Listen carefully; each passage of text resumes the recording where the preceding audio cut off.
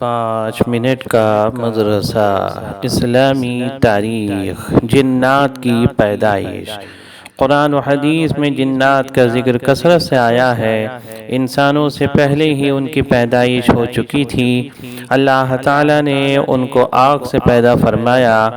ایک لمبے زمانے تک وہ زمین میں آباد رہے، پھر انہوں نے فساد مچانا اور خون بہانا شروع کیا تو اللہ تعالیٰ نے فرشتوں کے ذریعے انہیں سمندروں اور دور دراز پہاڑوں کی طرف بھگا دیا۔ ابلیس بھی جنات میں سے تھا، لیکن کثرت عبادت کی وجہ سے فرشتوں کے ساتھ رہتا تھا۔ جب اللہ تعالیٰ نے حضرت آدم علیہ السلام کے سامنے سجدہ کرنے کا حکم دیا تو اس نے تکبر کیا اور سجدہ کرنے سے انکار کر دیا۔ چنانچہ اللہ تعالیٰ نے دھتکار کر اس کو دنیا میں بھیج دیا اور اس سے تمام نعمتیں چھین لیں۔ اس طرح تکبر نے اسے ہمیشہ کے لیے ذلیل و رسوا کر دیا۔ حضور صلی اللہ علیہ وسلم اس دنیا میں انسان و جنات دونوں کی ہدایت و رہنمائی کے لیے بھیجے گئے تھے۔ چنانچہ احادیث میں جنات کو اسلام کی دعوت دینے کا ذکر موجود ہے اور قرآن کریم میں جنات کی ایک جماعت کے ایمان لانے کا بھی تذکرہ موجود ہے۔ حضور صلی اللہ علیہ وسلم کا معجزہ۔ آپ صلی اللہ علیہ وسلم کا سینہ چاک کیا گیا۔ حضرت انس رضی اللہ عنہ فرماتے ہیں کہ بچپن میں رسول اللہ صلی اللہ علیہ وسلم بچوں کے ساتھ کھیل رہے تھے۔ اتنے میں حضرت جبرائیل علیہ السلام آئے اور انہوں نے آپ صلی اللہ علیہ وسلم کو پکڑ کر زمین پر لٹا دیا۔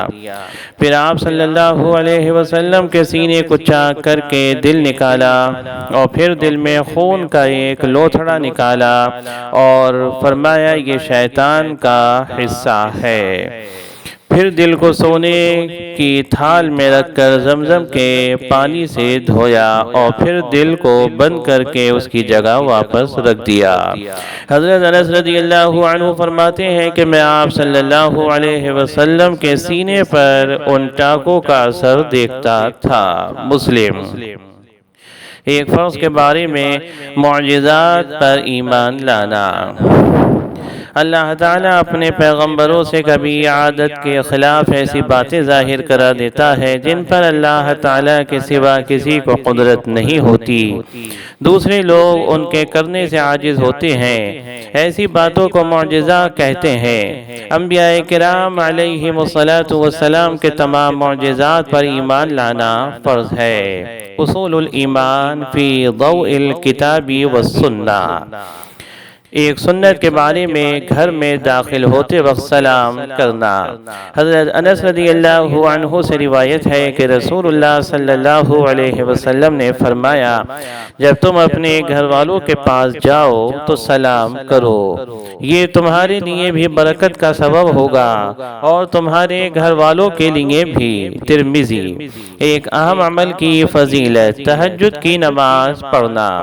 حضرت ابو ہریرہ رضی اللہ عنہ سے روایت ہے کہ رسول اللہ صلی اللہ علیہ وسلم نے فرمایا فرض نمازوں کے بعد سب سے افضل نماز رات کی نماز ہے، یعنی تہجد کی نماز۔ مسلم۔ ایک گناہ کے بارے میں اسلام کے علاوہ کوئی دین مقبول نہیں۔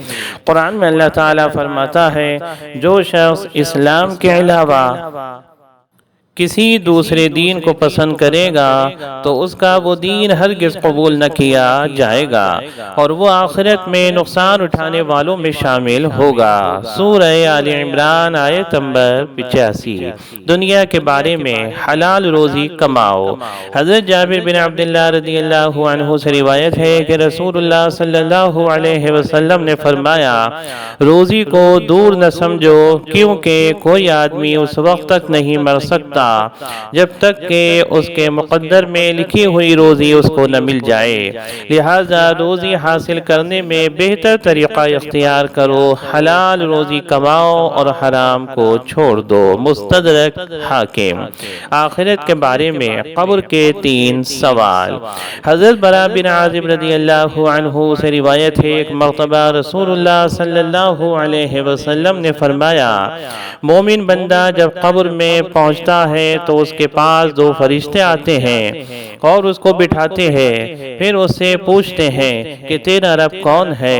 وہ کہتا ہے کہ میرا رب اللہ ہے۔ پھر پوچھتے ہیں کہ تیرا دین کیا ہے؟ وہ کہتا ہے میرا دین اسلام ہے۔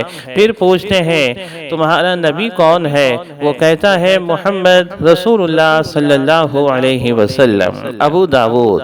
طب نبوی سے علاج، غصے کا علاج۔ حضرت ابن عباس رضی اللہ عنہما سے روایت ہے کہ رسول اللہ صلی اللہ علیہ وسلم نے فرمایا جب تم میں سے کسی کو غصہ آئے تو اسے چاہیے کہ خاموشی اختیار کرے۔ مسند احمد۔ نبی کریم صلی اللہ علیہ وسلم کی نصیحت۔ حضرت جابر رضی اللہ عنہ سے روایت ہے کہ رسول اللہ صلی اللہ علیہ وسلم نے فرمایا شیطان تم میں سے ہر آدمی کے پاس اس کے ہر کام کے وقت موجود رہتا ہے، حتیٰ کہ جب وہ کھانا کھتا ہے اس وقت بھی وہ اس کے پاس ہوتا ہے، لہٰذا جب تم میں سے کسی کے ہاتھ سے لقمہ گر جائے تو اسے اٹھا لے اور صاف کر کے کھا لے، شیطان کے لیے اسے نہ چھوڑے، اور کھانے کے بعد جب تک انگلیوں کو نہ چاٹ لے ہاتھ کو رومال سے نہ پوچھے، اس لیے کہ معلوم نہیں کس دانے میں برکت ہے۔ مسلم۔